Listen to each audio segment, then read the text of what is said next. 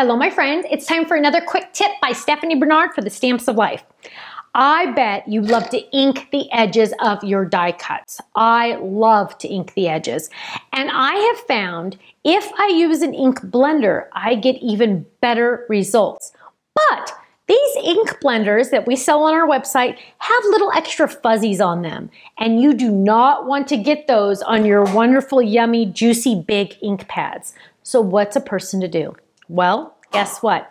We have little baby mini ink pads, which are perfect for inking. You're just gonna take this one, and this one, for example, is green apple. I'm gonna take my green apple, and I'm gonna use this. I'm gonna get some ink on there, and then I'm going to blend and circle and blend and make my pretty green apple. Now, I've taken this a little step further because I've just taken an embossing,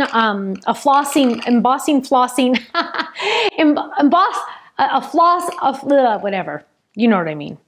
One of those, and I've cut the lid off, and I have labeled these with my label maker. So this says green apple, and this one says green apple. So I keep them all nice and easy in here. Now, you don't want to use your blenders on your big ink pads. Why is that?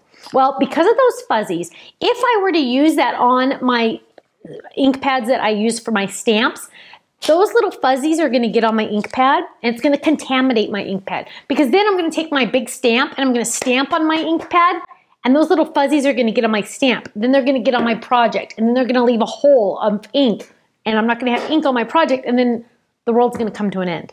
So you wanna use the little ink pads for your ink blending so those little fuzzies don't get anywhere on your stamped projects. That's just another quick tip from me to you by Stephanie Barnard. Bye-bye.